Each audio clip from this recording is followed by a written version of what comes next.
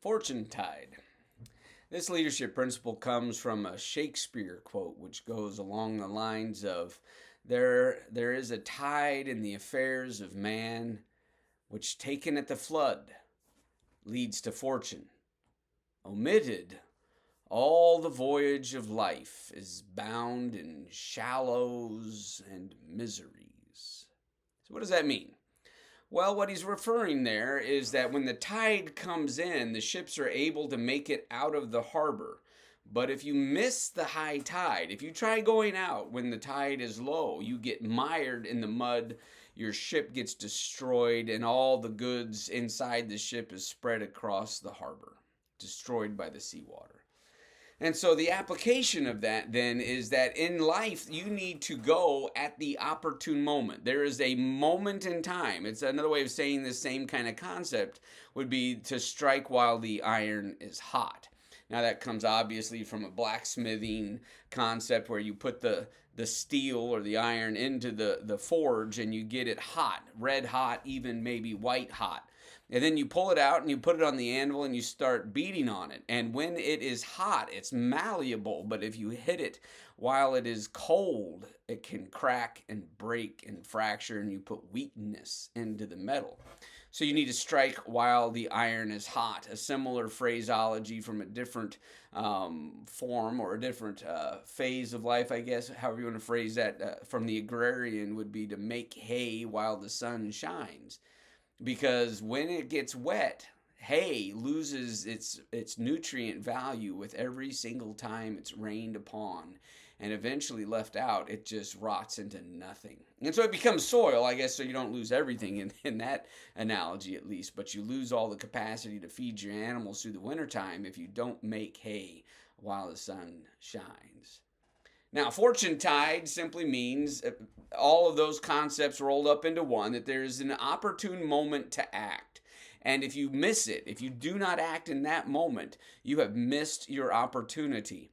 And Shakespeare, of course, puts it rather poetically. All of life is bound in shallows and miseries. And there's truth there. One of the really tragic lies that are being told in our culture today is we're telling our women they can have it all up front if they just put off marriage and put off child rearing until they've got their occupations nailed down. And the reality is that if a woman hasn't had a child by the time she's 27 years old, she has a 50% chance she will never have children.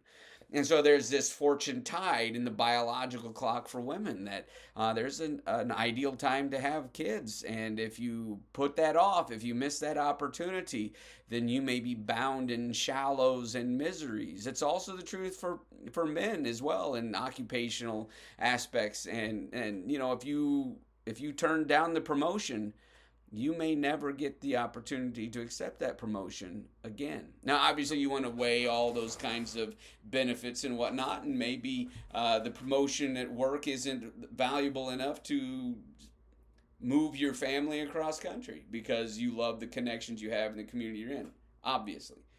But there is a sense in which in every organization, there's a time when momentum is there, when opportunity is there. And if you do not have a bias towards action, that opportunity will reveal itself. And then because you are dithering about and delaying your decision, you miss your opportunity. And it's gone. And it doesn't come again.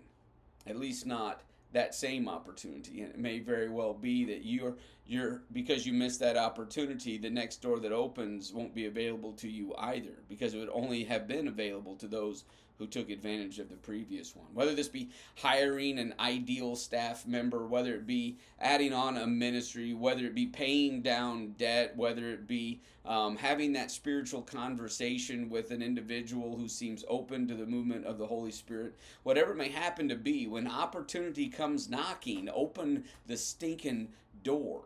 It doesn't come around all the time, and you're not guaranteed a second chance. This is nowhere more true than in sharing the good news of Jesus Christ with somebody. You have no idea if that person will be alive tomorrow. You don't know. And so when that opportunity avails itself, open the door I'm not saying be rude. I'm not saying be callous. You need to be winsome in how you do these things. But there is a fortune tied in the affairs of man, which taken at the flood leads to fortune. Omitted, all the voyage of life is bound in shallows and misery.